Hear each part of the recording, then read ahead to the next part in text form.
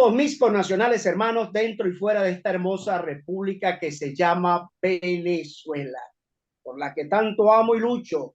No dejaré nunca de expresar esa serie de palabras del buen amigo Renio Tolina.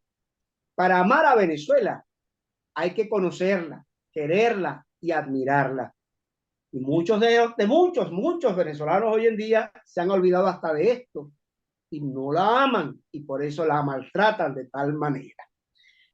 Hoy, a través de MCN TV Internacional, tu canal de YouTube, a través de Noticias MCN Venezuela, Blog Pop y de Noticias MCN Radio, a través de la aplicación Xenoplayer, de todos nuestros aliados, como lo son de Noticias y Gatoca, de Siempre Venezuela, siempre allá en el norte de Santander, en la Guajira colombiana, y para toda Colombia y el Caribe, así como nuestra queridísima Laureca Oriel, que estos programas los retransmite completamente allá en la mancomunidad alemana francesa hasta el norte del África y para toda Europa. Gracias por siempre apoyarnos. Y de paso lo hacen dos y tres idiomas. Maravilloso, maravilloso. Gracias, Laurel.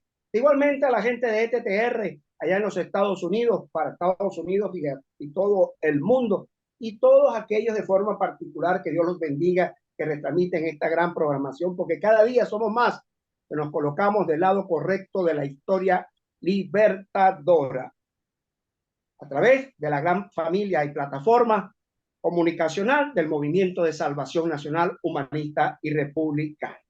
Entro directamente porque tengo un venezolano de sección como invitado. Vamos a conversar con el licenciado nada más y nada menos que Jesús Castillo Molleda, quien es politólogo, director de Polanalítica, y es un hombre lucho, no solamente en la materia, hombre correcto, íntegro, leal a esta patria y sobre todo lo que siempre lo he seguido, aunque él cree que no, siempre es por su objetividad, su seriedad y el amor que le pone a el profesionalismo que le pone, que esos son los venezolanos que necesitamos para esa Venezuela de esa Venezuela de lo posible. Pero hay que hablarla realmente dónde estamos parados. Y antes de darles la bienvenida, como debe ser, y él nos lo explique, hay una entrada siempre de editorial como mensaje. Hay muchos que desesperan de nuestro país y muchos niegan las posibilidades de natural y progresiva transformación de nuestro pueblo. Ese criterio fatalista que sirve para meternos en un estado lamentable de postración. Tenemos que buscar, desde luego, la fuerza que se ha de emplearse para que dicen muchos, buscan su propia destrucción. Pero también ante esos absurdos criterios negativistas es necesario levantar voces, pero también es necesario a la vez señalar puntos de apoyo donde fijar la palanca que mueva nuestro progreso. Por eso quise entrar con este editorial, ese gran libro que estoy realizando en este momento, trabajando fuertemente para rendirle honores a un gran hombre como lo fue Mario Briceño y Ramón. Jesús, bienvenido. Hola José, un placer escucharte y tanto también a Diego y a toda la audiencia que te sigue cada día, porque la gente piensa que es sentarse, abrir la cámara y ya, pero hacer la preparación de todos estos programas, investigación, lectura y sobre todo tener la tolerancia del debate. Eso hoy en día es para héroes. Así que te agradezco mucho la invitación y te deseo muchos éxitos en todos estos esfuerzos que hacen ustedes por comunicar. Gracias, Jesús. Jesús, pues bueno, igualmente para ti. Sabes que estamos cerca del programa número 1000. Se dice fácil, ¿verdad? Se dice fácil. Y como tú dices, las persecuciones, las presiones, sobre todo esta posición de no tener compromisos con nadie, ser objetivo, coherente, nos permite decir y ver las cosas. Pero hay un tema fundamental que quiero iniciar contigo. Y es el tema electoral, que no podemos evadirlo, pero comienzo desde esta perspectiva. En el 2018 se le dijo a Maduro que era ilegítimo, ilegal, porque más de 60 países no reconocieron la famosa o célebre elecciones de mayo del 2018. A partir de allí, bueno, vinieron muchas cosas, el enjuiciamiento del TCJ en el exilio, a 18 años, 3 meses, la inhabilitación la cual se le participó a la ya difunta, que todos decíamos que todo estaba listo, que ya se sabía, ¿se acuerda de aquella, no? Que no nos Claro, hablaba de... no, totalmente. Y entonces, pues lógicamente no se aplica la medida porque el régimen tiene, desde luego, las Fuerzas Armadas y la policía y no puede aplicar la medida que corresponderían al caso. Pero se levantó un tema de legitimidad y legalidad. Mi pregunta base, ¿qué ha pasado del 2018 al futuro 2024, que todavía no se sabe, por ahí un ruido de unas mega elecciones, al fin, quien decide son ellos? Pero resulta que será que si se van unas elecciones en el 2024, no se estaría legitimando a Nicolás Maduro en un eventual escenario donde se estaría cumpliendo un periodo constitucional Mira, ilegítimo y primero, legal. y aquí vamos a empezar, por eso que al inicio me gustaría que las personas que nos están escuchando y viendo, yo los invito a que tengamos mente amplia, ¿ok? Si hay alguna fase emocional de cada persona, yo la respeto, pero yo voy a empezar a investigar. Voy a empezar con mis datos de nuestra empresa de investigación polianalítica que nos está permitiendo. Nosotros estamos monitoreando el país 24 horas con nuestra sala situacional y afortunadamente con la alianza que tenemos con el sector público y privado, estamos haciendo investigación de campo prácticamente cada 2 semanas. Estamos haciendo 1.200 estudios quincenales en el corredor electoral de Venezuela y ahora nos estamos metiendo un poco para Ciudad Bolívar, para el Delta Macuro, para Anzoátegui, Nueva Esparta, para la parte alta del estado Lara.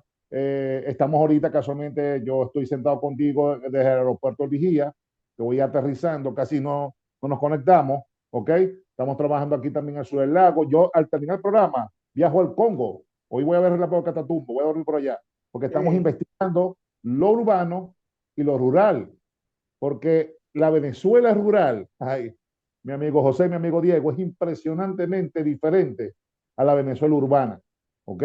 Y sobre todo que hay un gran divorcio de los políticos que están en la Gran Caracas o en las ciudades sobre la realidad que se está viviendo en Venezuela. Entonces la pregunta respuesta rápidamente. 94% de los venezolanos encuestados ratifican que el presidente de Venezuela se llama Nicolás Maduro. No hay duda en esa pregunta-respuesta. ¿Ok? Eso quiere decir que de una manera u otra, ya para el ciudadano venezolano que esté o no esté de acuerdo con el presidente Nicolás Maduro, hay un reconocimiento que él es el presidente, que es el que está en Miraflores y es el que toma decisiones, buenas o malas, pero las toma. Ya la historia de Guaidó, que Guaidó llegó a tener 86% de popularidad durante el mes de enero, febrero, marzo, hasta que Leopoldo López el 30 de abril del 2019 salió, esos 4 meses llegó a tener más de 80% de popularidad. Guaidó hoy tiene 95% de rechazo popular en todas las encuestas que hacemos de campo o las investigaciones cualitativas y cuantitativas. Entonces, bueno, la respuesta es positiva, sí. Ya el hecho que hay algunas elecciones 2024 o 2025, cuando se decida hacerla, sin ninguna duda, ya es un reconocimiento que el presidente Nicolás Maduro es el presidente en ejercicio. Ya los países, estos 60 países que antes no lo reconocían, ya la gran mayoría de ellos los han reconocido. Tenemos embajadores y personal diplomático en Venezuela y que de una manera u otra, ahorita lo positivo es que estamos en la ruta electoral. ¿Ok? Ha sido lo único positivo de que todos los abstencionistas, incluyendo hasta María Corina Machado, están hoy en el tema político electoral y es el debate que está abierto hoy en Venezuela. Ahora, Jesús, en ese tema sigue persistiendo el escenario y por eso yo, por ejemplo, yo no lo reconozco como presidente, pues cada quien pues se respeta sus cosas, pero si hay algo que priva, porque está por encima de la Constitución y las leyes, en el sentido de que, en el caso que tú acabas de nombrar, de María Corina, y Leopoldo, perdón, Capriles, Superlano, ¿no? Están inhabilitados por razones, sin razones, inconstitucionales, que sean sus actos, bajo el tema, es el tema político. La inhabilitación es más política que todo lo demás. ¿Qué van a hacer esa gente bajo esas condiciones en el hipotético escenario, ya no solamente de las primarias, que pudiera que se realicen o no la realicen, que el régimen venga definitivamente la dinamite con el tema de la sombra de la judicialización de las mismas, o simplemente lleguen a acuerdos, consensos, lo que vayan a llegar al final, te cuento, y vayan al hipotético escenario ese de las elecciones el día que le corresponda, que no se puedan inscribir. Inclusive, corrió muy fuerte y que ya de entre el 10 y el 20 de este mes estarán designando los nuevos miembros del CNE y cogió fuerza de que el que la pudiera presidir es el mismo Contralor del Estado, de la Nación, Amoroso, el Amoroso, quien fue inclusive quien tomó la decisión y la medida contra María Corina Machado, incluso, y los anteriores. Entonces, ¿qué escenario? Porque no se ve escenario de una democracia o de un proceso, mejor dicho, electoral libremente, yo lo veo en ausencia, casi cero posible. Mira, lo primero es que ya la revolución tiene 24 años en el poder. Y hace 10 años atrás se dijo que el problema era Chávez. Y ya Chávez tiene 10 años fallecido. ¿Ok? Eso es lo primero. Lo segundo es que han ocurrido más de 20 procesos electorales en Venezuela y se ha demostrado que la oposición política del país en unidad sólida vence al PSUV en cualquier escenario. Lo tercero es que estas personas que están hoy inhabilitadas, y todos de acuerdo contigo, José, justa o injustamente, no son responsables de la manera que están haciendo política, porque tú y yo sabemos, y te involucro en este sentido práctico del debate, que a una persona como María Corina Machado no va a ser habilitada, ¿ok? Eso no, ese escenario no existe.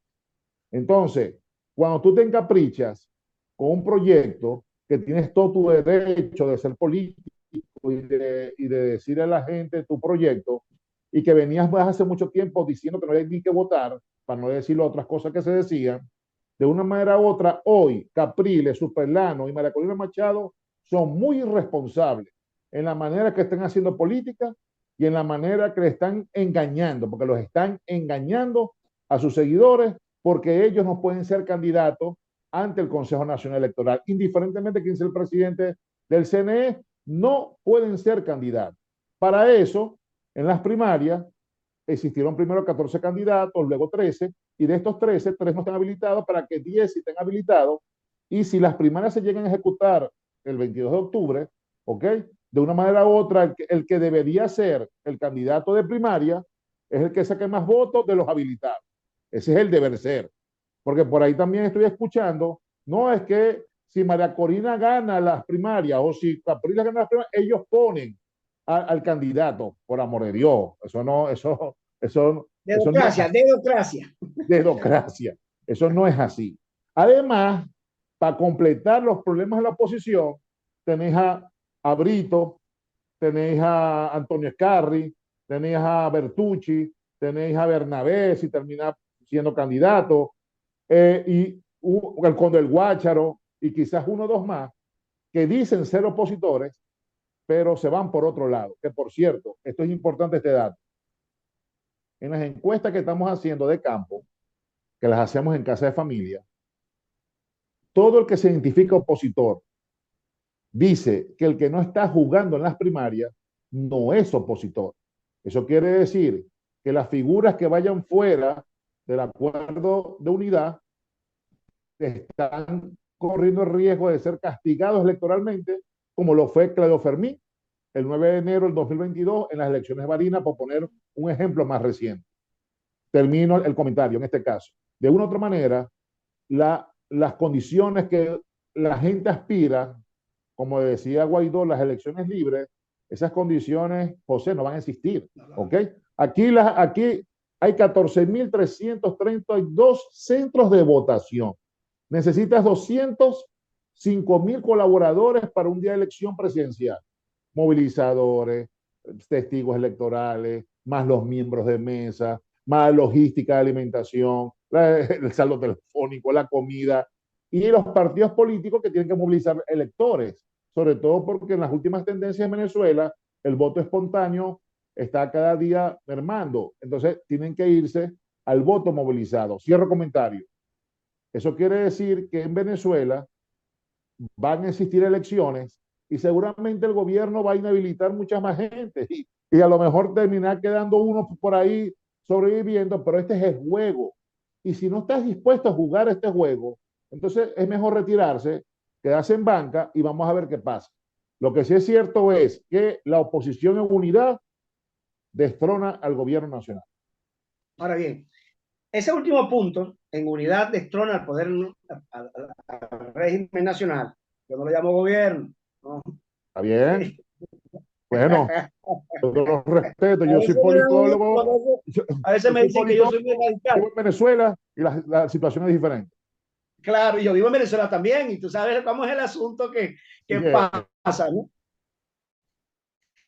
Y a mí de vez en cuando, ayer nada más, como un inciso allí, ayer nada más, un diputado de la Asamblea 2020, Zuliano, pues en un escenario de Caracas, a través de un grupo de WhatsApp, algo así, bueno, simplemente me dijo, me invitó para la Plaza Bolívar de Caracas para que me den mi ración de patria. Imagínate tú, ¿no? Y yo pues muy gentilmente le digo, yo estoy en toda Venezuela, el Movimiento de Salvación Nacional está en toda Venezuela, y yo seguiré hablando hasta que Dios me dé vida y salud. Además, tú eres una persona pública, por amor de Dios. O sea. Por eso. Pero no importa, eso igualito lo quiero y lo perdono. Y eso que era amigo mío, imagínate tú. Bueno, lo cierto es lo siguiente. Si se está hablando de la unidad, yo veo fricciones muy fuertes. Yo dije una oportunidad, Jesús, el año pasado, que no era fácil llegar a un acuerdo en los llamados partidos del grupo G4, como podemos llamar, reconocidos como tal, primero Justicia, Un Nuevo Tiempo, la D de Ramos Ayú, Voluntad Popular, por otro lado María Corina, donde no tienen coincidencia ideológica en ningún momento, ni mucho menos doctrinal. Y veo, y todavía persiste, más allá del tema ideológico doctrinario, que sabemos que en Venezuela si es una guerra existencial, no hay una lucha ideológica, porque sabemos que eso desapareció hace bastante rato. El problema que tenemos aquí más grave es los intereses personales, que veo que tú, que andas permanentemente haciendo tu trabajo excelente por toda Venezuela, debes percibir que el rechazo a los partidos políticos es producto de eso mismo, de su oportunidad de ser, pasaron a ser de la práctica de la política de acción de servir a la práctica de la política de servirse a sí mismo y sacarle provecho a ello. Eso no ha cambiado. Y por eso a mí me preocupa de hablar de unidad cuando yo hablo con cada de los distintos o diferentes movimientos y sobre todo de los caciques, vamos a llamarlos así, darle la mamá a la abuela al que está haciéndole contrario a ellos. ¿Podrá existir verdaderamente que el país, que Venezuela esté primero y los venezolanos por encima de los intereses particulares, aún no habiendo garantías? Lo primero es que los venezolanos, tienes toda la razón, tienen un alto rechazo sobre el 67%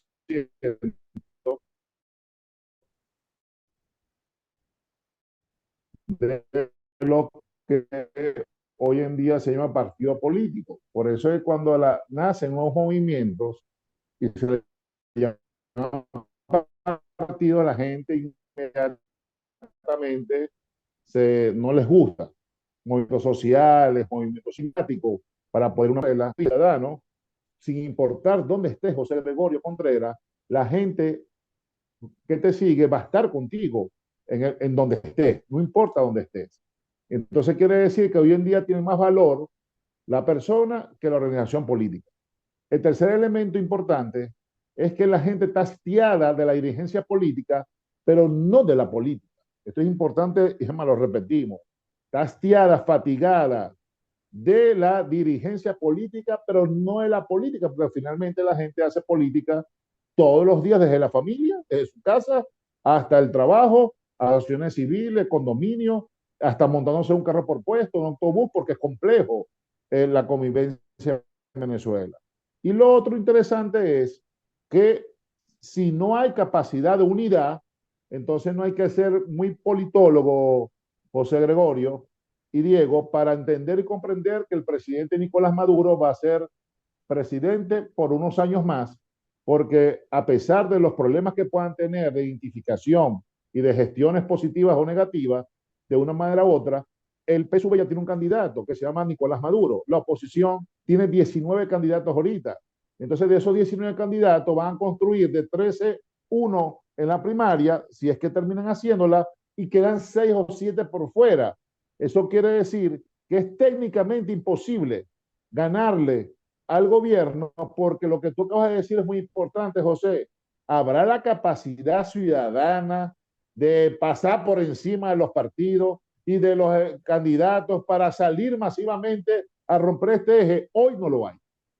Hoy los ciudadanos, te quiero decir que apenas el 25% de los encuestados saben que hay una elección primaria. El otro 75% no lo sabe. Lo que sí saben que hay una elección presidencial el próximo año. Eso quiere decir que apenas el 25% sabe que hay una elección. De ese 25% que sabe, 16% se identifica opositor. Eso quiere decir que el 16% dice que hay una primaria y ese 16%, solo el 10% dice que va a participar. Entonces, concluyo, quiere decir que en una elección primaria, apenas el 10% va a participar de los que están inscritos en el REC. Eso quiere decir que el que gane no es el líder de ninguna oposición y nada, porque apenas va a ser electo con el 10%, quizá hasta el 12% del registro electoral permanente. Concluyo este análisis diciendo que hoy en Venezuela solo una motivación electoral existiera de los sectores opositores si sale un candidato de unidad, uno solo. Si eso no sale, la abstención va a ser muy alta y eso va a favorecer al gobierno de turno. ¿No? Y de hecho, apoyo ese comentario y me gusta que venga de tu palabra, porque a veces uno lo dice acá y piensa que, conchale, se parcializó con una... Yo no estoy parcializado con nadie, siempre lo he dicho, ni soy palanguista, ni estoy al lado de nadie, aquí nadie me paga, al contrario. Y siempre estoy claro en ello. Y lo que tú estás diciendo, fuiste muy optimista, Jesús. Yo apuesto en un 8.5% de participación. Y es lo que registran mi gente en todo el país. Pero ahora yo me voy a algo que tenemos que tocar y no podemos obviar. La gente que está afuera. Hay una respuesta con el mismo tema de las primarias. Fíjate que tenían que haberse inscrito cercano a 4 millones de venezolanos con edad a participar o votando. Y solamente fueron motivados 300,000. No alcanza el 4% de ese número que está afuera. Ahora bien, todavía inclusive esos 300 tienen dificultades para trasladarse a donde puedan ejercer su voto, porque se lo pidieron presencial. La gente que yo tengo afuera, el MCN, el Movimiento de Salvación Nacional, está en 16 países. Y los representantes que yo tengo, y sobre todo en Estados Unidos, me dicen, José, si nos reunimos este sábado pasado en un lugar que llaman allá en Miami, en el Arepaso, ¿no? Y la mayoría... Muy bueno, por cierto. Bueno, y la mayoría que estaban allí me dijeron, pues hicimos una videollamada para yo enviarles un mensaje, etcétera. Le decían, José, aquí lo que estamos solamente dos vamos a votar en primaria, nosotros no vamos a votar. Primero, trabajo. Segundo, la distancia donde me corresponde, tendría que perder 2 horas o una o más de casi cerca de 2 horas, el ir y venir, perdido las 2 jornadas de trabajo y aquí no podemos darnos ese lujo bajo ningún momento. Y votar en este proceso para después entonces no poder votar en las presidenciales, no hay motivación afuera alguna. Y no hay, es que y el régimen no va a abrir embajadas para eso porque no le conviene tonto que fuera para ella. Acuérdate que el régimen sabe muy bien que tiene a Venezuela por cárcel y a nosotros por lamentablemente los secuestrados de Venezuela, los que estamos aquí, ¿eh? Y entonces a ellos no les conviene salir de ahí por las razones que ya conocemos de la justicia internacional, etcétera, que le sería aplicado a todos y cada uno de ellos. Entonces, el poder no lo van a entregar suave ni fácil. La motivación de las que están afuera. ¿Qué hacer los que están afuera? que quisieran también participar y cambiar la historia, sobre todo porque cada día, Jesús, y parte el corazón, la gente, las familias, los niños que corren todos esos riesgos por el Cairén y por todos lados, yéndose del país, huyendo ante esta situación. Bueno, lo primero es que la motivación inicial de esos 300.000 que se inscribieron viene desmotivándose, porque quien incentivaba ese voto primaria era María Corina. Y el que está afuera es más comprensible que el que está dentro en Venezuela y entiende que María Corina no va a ser candidata. Entonces, María Corina incentivaba el 60% del voto exterior contra el otro 40% de varios. ¿Ok? Eso quiere decir que la principal motivadora del voto al exterior no va a ser candidata presidencial. Lo que desmotiva más al voto de las primarias, coincido contigo 100%, al no ser un voto presidencial o un voto para elegir un presidente en Venezuela, obviamente la desmotivación es peor, ¿ok? Y de una manera u otra, el que está afuera ya anda con su agenda de afuera, ¿ok? Y anda en su necesidad. Ah, si fuera una elección presidencial, donde el que está afuera tuviera en el REC y fuera una embajada, consulado, oficina diplomática a ejercer el voto, te aseguro que la inscripción sí hubiera sido muy alta, pero no es el hecho. Eso quiere decir que no hay ningún interés particular que los motive para ir a votar y estoy seguro que, como tú lo dices, que el día de las primarias, ese 300.000 se va a convertir en muy poco, porque mucha gente le cuesta mucho trasladarse a donde está el centro de votación. Concluimos en este caso. Hoy en Venezuela, sin contar con el voto al exterior, en un tú a tú con el gobierno del presidente Nicolás Maduro, con el PSUV, la oposición es mayoritaria en unidad que el gobierno, pero si no es unidad, el gobierno va a aplastar otra vez a la oposición con poquitos, con muchos, con medianos votos, pero los va a aplastar. Porque hay que reconocer que cada VC es una organización electoral y en Venezuela hay 14.332 VC, quiere decir que hay un VC por centro de votación.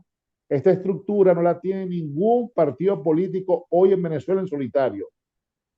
Hoy en día, todos necesitan de todo, porque, por ejemplo, Manuel Rosales tiene su nicho en el Zulia, pero la Fuerza Vecinal tiene su nicho en Miranda y Nueva Esparta, pero Primero Justicia en la parte alta de Caracas, pero Henry Falcón la tiene en el estado Lara, ¿ves? Brito la tiene en Anzoátegui, Bernabé un poco en el Táchira, Carlos Prosperi, donde está organizada Acción Democrática. Entonces, si nos vamos con cada uno de estos actores, todos tienen un pedacito en alguna parte de Venezuela, pero ninguno en particular tiene un pedazote en toda Venezuela. Eso quiere decir que todos necesitan de todo y María Corina, le guste o no le guste, no tiene organización política. 20 no tiene estructuras en el país y lo hemos visto en sus caminatas de concentraciones que tienen que utilizar movilización, tienen que traer gente de otros municipios y estados y de una manera u otra está viviendo en carne propia lo complejo que fue en 20 años no haber hecho estructura electoral desde el 20. Entonces, concluimos con esto. Un proceso electoral de primaria es algo muy interno de los sectores opositores, pero si además los principales dos candidatos, que son María Corina y son Capriles, no pueden ser candidatos presidenciales, entonces el elector está más desmotivado para poder ir a votar en una primaria. No, y no se le ha hablado sinceramente. Yo, por aquí, yo me reservé muy respetuosamente no pasar candidatos por aquí, porque no estoy de acuerdo. ¿En qué no estoy de acuerdo yo de las primarias? Dos razones, Jesús. Una que tú estás esbozando en este momento.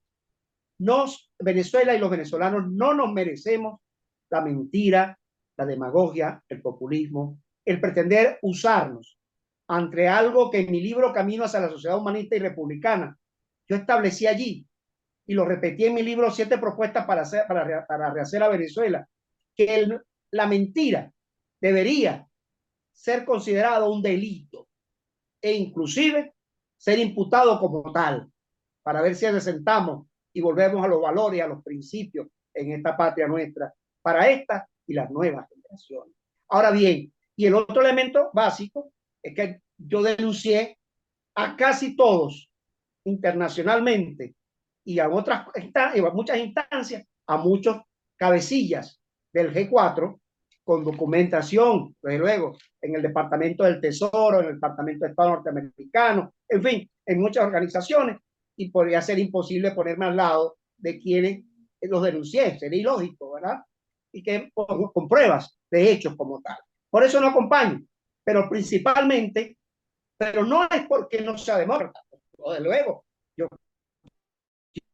quiero la vía electoral, creo una ruta electoral, pero en unas verdaderas condiciones. Al régimen tenemos que ir a la acción judicial internacional para poder presionarlo a que pueda sentarse a negociar unas elecciones verdaderamente libres. Mientras que ese escenario no aparezca, imposible que ellos puedan ceder a un escenario electoral y seguirán manejando la tesis a los propios Nicaragua.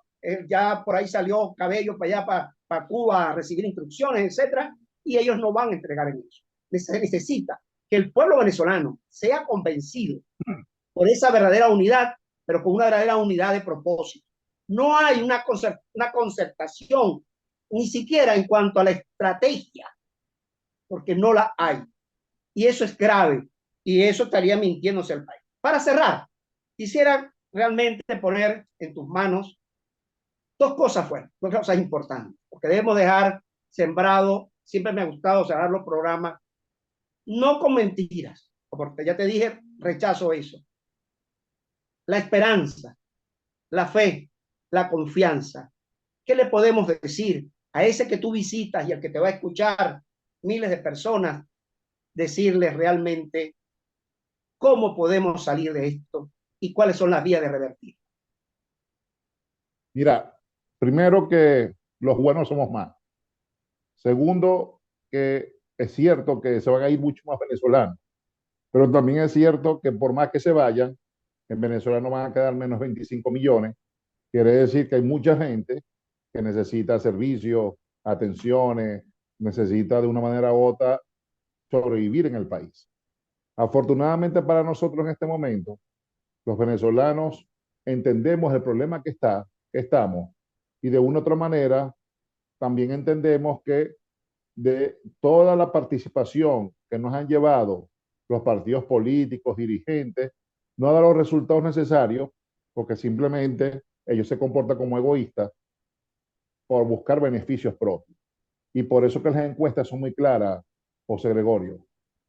Las encuestas nos dicen que la clase política venezolana que gobierna y la clase política venezolana que se lo opone, hoy no está al nivel de poder sacar el país de la crisis, de un plan macroeconómico, de un plan de incentivos, sino que el desarrollo del país está más en manos de lo que hacemos cada uno de nosotros, del que emprende, del que abre su negocio, de que en la mañana ve cómo envió a los muchachos para el colegio, para el liceo, cómo prende su carrito, que de un plan. Porque aquí no hay créditos bancarios, no hay créditos agrícolas, no hay desarrollo sustentable, inclusive no tenemos ni ministro de finanzas. La gente no sabe quién es el presidente del Banco Central de Venezuela.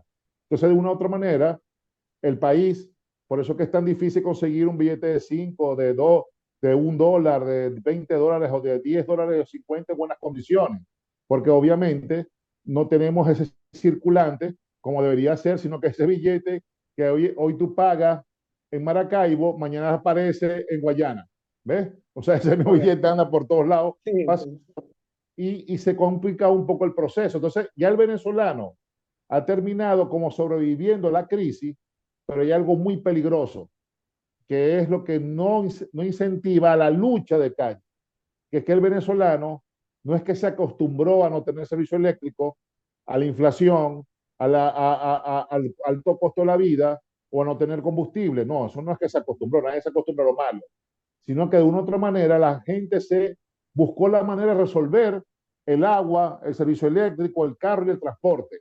¿Ok? Y eso es lo que tiene la gente de una manera u otra desactivada de la calle, porque no hay un líder que los motive a salir, y además los antecedentes de 2014 y los antecedentes de 2017 no son muy buenos para la política opositora venezolana, y es por eso que las encuestas también nos dicen esto.